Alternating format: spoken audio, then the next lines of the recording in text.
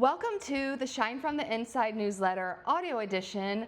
I am Angie Hawkins, the Inner Glow Coach, and this is part 5 of my Spain and Morocco series. If you would prefer a more freestyle, less formal storytelling version, that link is in the description below. But this week we are talking about blacked out on a cold floor in Morocco, when strong becomes self-abandonment. I recently went on a trip to Spain and Morocco that turned out to be one of the hardest experiences I've had in a long time. Over the next few weeks, I'll continue sharing the lessons and stories that came out of it. My intent is not to rehash the drama, but to explore the human experience when life doesn't go the way we planned. Sometimes the most beautiful growth hides inside the messiest moments.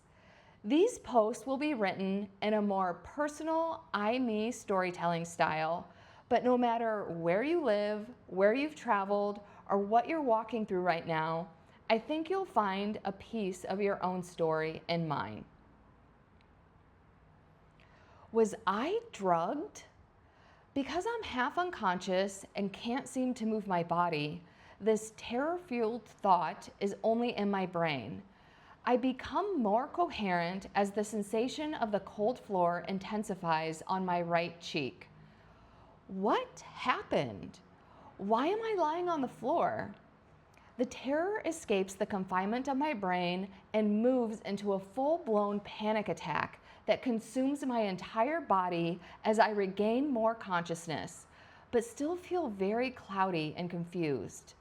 My body still feels limp, but the adrenaline of the panic enables me to use my arms to prop myself on the floor. The left side of my neck and face are in searing pain. As if in a dream, I reach up with my left hand to touch the painful areas, which confirms that they are raw and tender. My brain frantically scans for any memories of what happened, but all I can remember is walking through the lounge area. Then, I remember that I came to the room to throw up, but I don't remember throwing up. I don't feel nauseous anymore, so I must have thrown up. Ruminating on the confusion is only adding fuel to the already spiraling panic attack. I feel like I'm dreaming, but logically, I know this is real. I need help, and I need help now. Help! Please help me! I need help! Even though I'm in front of the front door, it's closed, and everyone else is eating in the dining area with the heavy doors closed. We're the only people at the hotel. Help, please. As I regain more consciousness, I realize that the chances of anyone hearing me yelling is extremely unlikely. The helplessness is overwhelming, causing a secondary panic attack on top of the one I'm already having. I'm not in any physical or mental condition to peel myself off the floor and walk to the dining area, but in the laser focus of survival mode, my brain is fully aware that that's the only solution right now. As if running off a program that my brain has just coded for me to run on, I pull myself up, open the door, and walk with intention to the dining area, focusing on one small urgent step at a time, trying not to fall over. Unfortunately, the doors to the dining area are large, heavy sliding doors that require a lot of strength. But I feel so victorious that I was able to get up and walk here, that the energy boost provides just enough willpower to crack the door open enough to slide my body through. The dining table has bench seats and there's an open space next to the retreat owner. She is mid-sentence, but I slide in right next to her and say softly, "I need help." As soon as the words leave my mouth, I rise and start walking back to the room. I need to lie down on my bed. The retreat owner is right behind me, and as we're walking through the lounge area, asks, "What's wrong? You're ghost pale." I'm scared because I don't know what happened, and I don't even know how to explain that to her. I ramble as I start crying. I thought I was going to throw up, but I blacked out and woke up on the floor. She quickly escorts me to the room and sits me on my twin bed in the corner while she sits on the floor in front of me.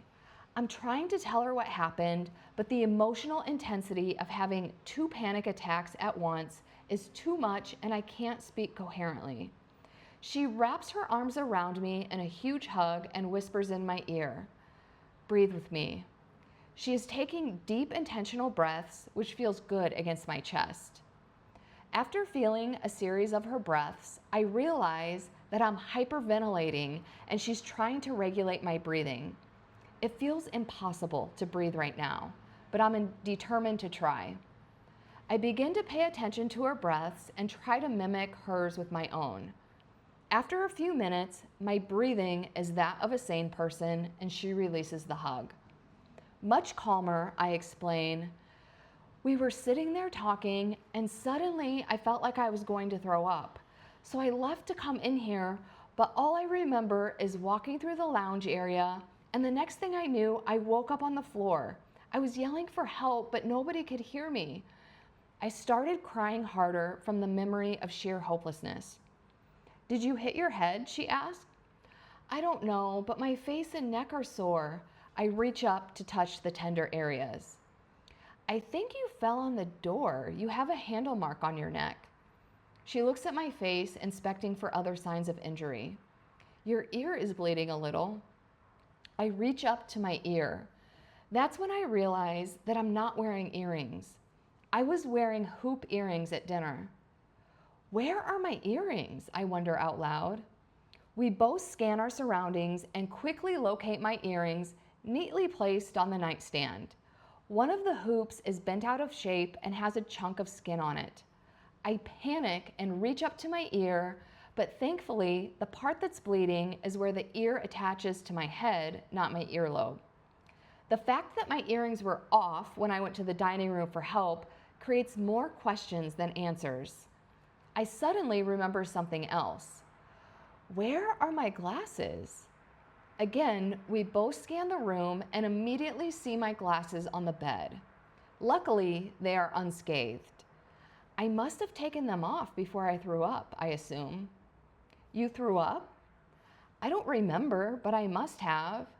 She goes to the bathroom to look in the toilet. "There isn't anything in here." "I must have flushed it."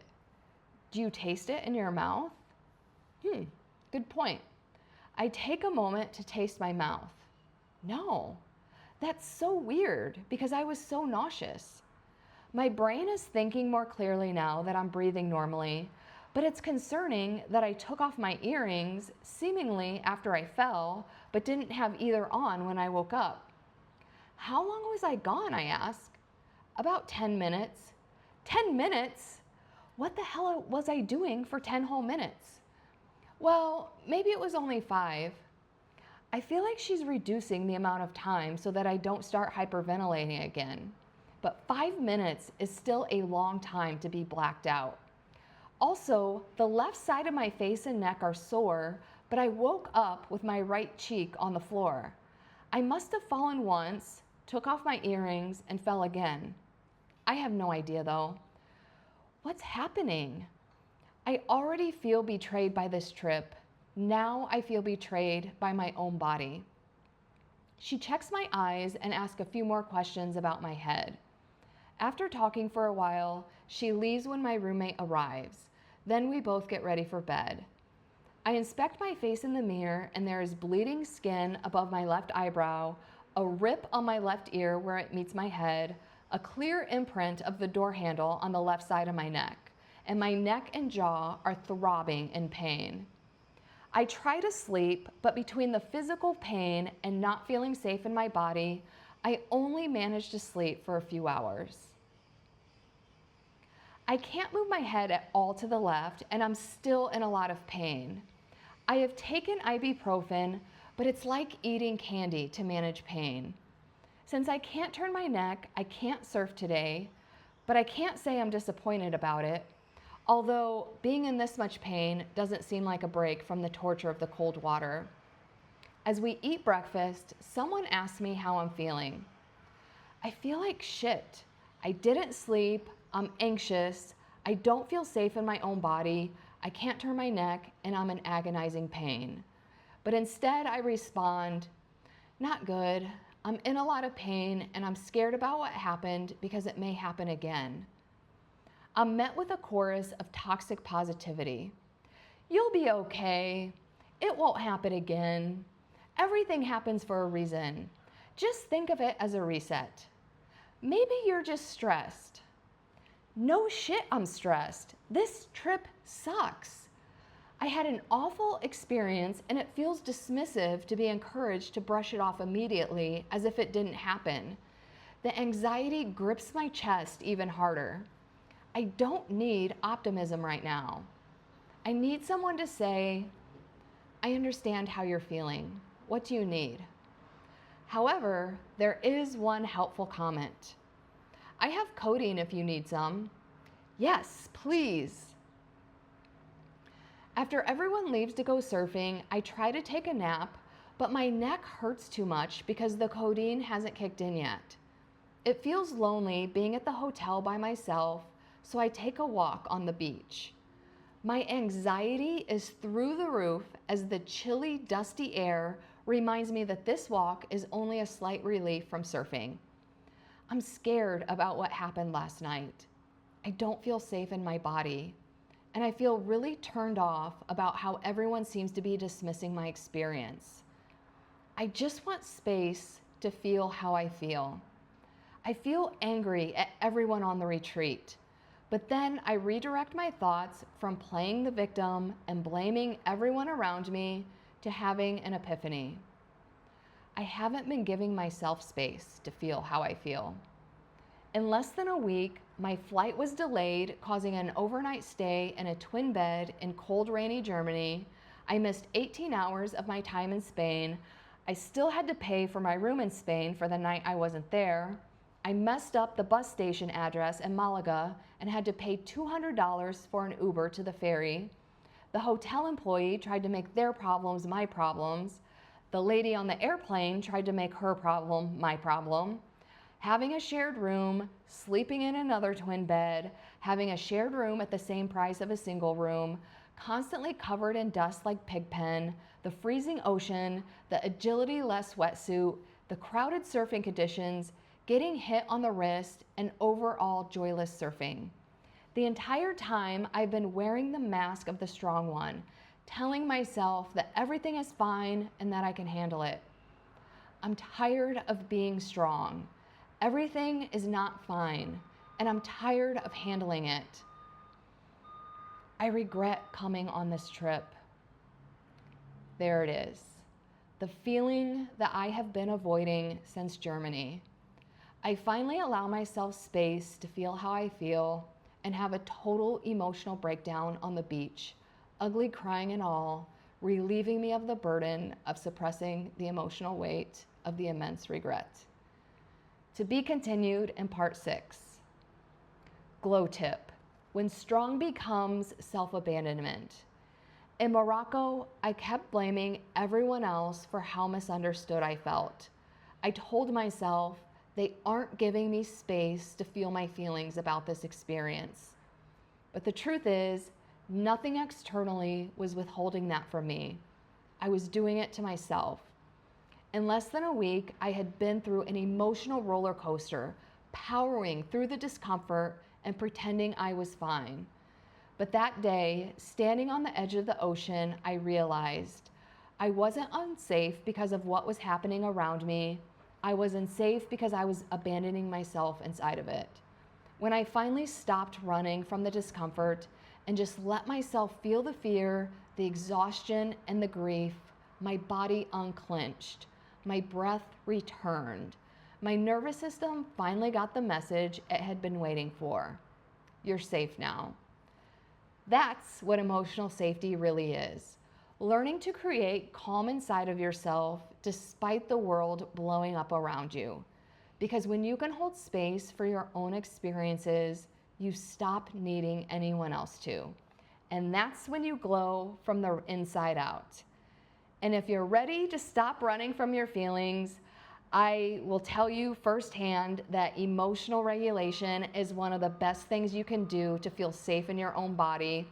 I used to have really bad anxiety, and I used to feel like my anxiety or even other emotions like sadness or anger would just consume me and overwhelm me, and I felt like I can't handle it. But when you learn the art of emotional regulation and feeling your feelings while feeling safe in your body, it changes your whole life, because yes, it can feel uncomfortable, but you can trust yourself that you can handle it. And I am not perfect, because as you just heard, sometimes I have moments where I still do not regulate my emotions and feel my feelings, but trust me, when you do it most of the time, it's a total game changer. So if you would need my help with that, or if you're struggling with anything else, I offer free glow up sessions. It's a 60-minute call where we can talk about whatever you're struggling with. And at the end, I will give you recommendations for going forward. My coaching program is called Shine from the Inside. The program is not for everybody. I am not for everybody as a coach. So if it's not a good fit, I can give you recommendations for other coaches, other therapists, other resources.